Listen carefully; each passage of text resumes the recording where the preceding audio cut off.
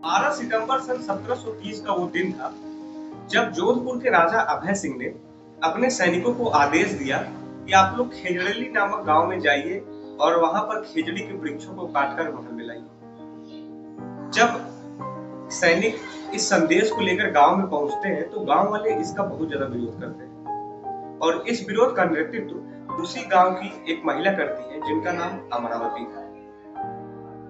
अमरावती गांव के ही 264 पुरुष और महिलाओं को लेकर खेजड़ी के वृक्षों को गले लगा लेती है और सैनिकों से कहती है कि आप लोगों को वृक्ष काटने से पहले हमें काटना होगा। परिणाम स्वरूप 263 लोग शहीद हो जाते हैं, लेकिन उन्होंने एक ऐसा संदेश दिया जो आज भी हमारे दिलों में जीवित है। यह बलिदान हमें याद दिलाता है कि प्रकृति हमारी माँ है और उसकी रक्षा करना हमारा कर्तव्य है। नमस्कार दोस्तों, मैं प्रशांत सिंह आज आप लोगों को चर्चा में रहने वाले बिश्नोई समुदाय के इतिहास के बारे में बताऊंगा। यह कहानी उस समुदाय की है जिसने सदियों तक पर्यावरण की रक्षा के लिए अपने जीवन को समर्पित किया। यह है बिश्नोई समाज की कहानी, जिसने हमें सिखाया कि कैसे प्रेम, समर्पण और त्याग से प्रकृति और मानवता के बीच में सामंजस्य बिठाया जा सकता है। ये लोग, अब आप लोग सोच रहे होंगे कि बिश्नोई कौन है, ये कहाँ रहते हैं, किस धर्म को मानते हैं। तो दोस्तों, बिश्नोई हिंदू है जो एक पंथ को मानते हैं।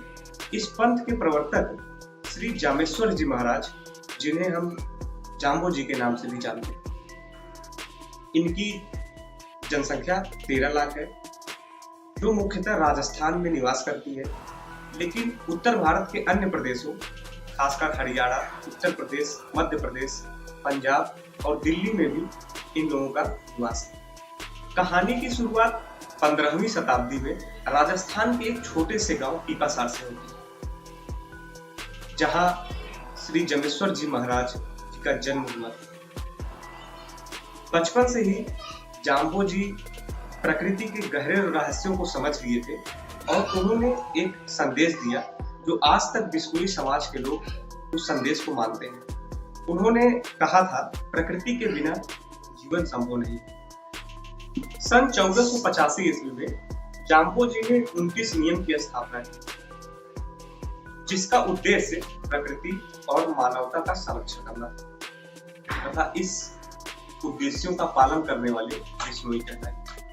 बिश्नोई का अर्थ है 20-9, अर्थात 29 नियम जो जाम्बो जी ने दिया था उसी को पालन करने वाले। बिश्नोई समाज का सबसे महत्वपूर्ण सिद्धांत है अहिंसा और प्रकृति प्रेम। इस समाज के लोग न केवल एक दूसरे से प्रेम करते हैं, बल्कि जीव जंतुओं से बहुत ज्यादा लगाव है और इसके प्रति बहुत ज्यादा संवेदनशील भी है।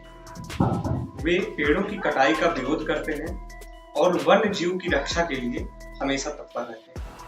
बिश्नोई समाज के लोग खेजड़ी वृक्ष को बहुत ज्यादा पवित्र मानते हैं। जैसे भारत के अन्य प्रांतों में कुछ लोग पीपल के वृक्षों को, बरगद के वृक्षों को पवित्र मानते हैं और खेजड़ी वृक्षों की रक्षा के लिए ये लोग अपने प्राणों का बलिदान भी दे देते हैं।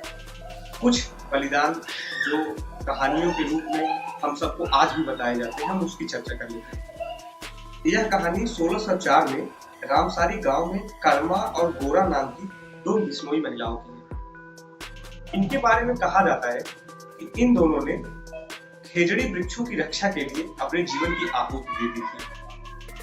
ऐसी ही एक कहानी सन 1643 ईस्वी की है, जब बूचो जी नाम के एक बिश्नोई ग्रामीण ने होलिका दहन के लिए काटी जा रही खेजड़ी वृक्षों का विरोध किया था और विरोध करते करते ही अपने जीवन का आहुति दे दिया। खेजड़ी पेड़ों के बारे में माना जाता है कि यह पेड़ मुश्किल से मुश्किल मौसमों में भी उपजता है और जहां तक आप लोग और हम सब जानते हैं कि राजस्थान में चारों तरफ रेत ही रेत है, लेकिन वहां पर हरियाली का सिर्फ एकमात्र वृक्ष जो पाया जाता है वो खेजड़ी का ही है। और इसकी वजह से ये बिश्नोई गांव के लोग खेजड़ी के वृक्षों को बहुत ज्यादा पवित्र मानते हैं और बिश्नोई गांव जितने भी हैं वो सब खेजड़ी वृक्षों से घिरे हुए हैं। खेजड़ी के अलावा बिश्नोई समुदाय के लोग काले हिरण को भी बहुत ज्यादा पवित्र मानते हैं।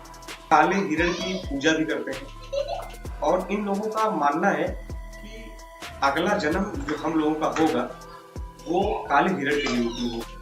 काले हिरण के बारे में बिश्नोई समाज के लोग यह भी मानते हैं कि उनके गुरु जम्भेश्वर जी ने कहा था कि काले हिरणों को आप लोग हमारे स्वरूप के रूप में मानकर पूजा करें।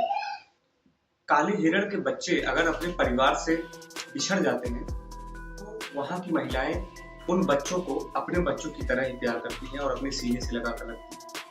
तो ये लोग दिखाते हैं पूरी दुनिया को कि प्रकृति जीव जंतुओं से बेहिसाब किस तरीके से प्यार किया जाता है और पूरे विश्व में बिश्नोई समाज के लोग इसी वजह से बहुत ज्यादा पसंद हैं। दोस्तों, यह थी बिश्नोई समाज के बारे में इतिहास। मिलते हैं कल एक नई वीडियो के साथ, एक नई कहानी के साथ।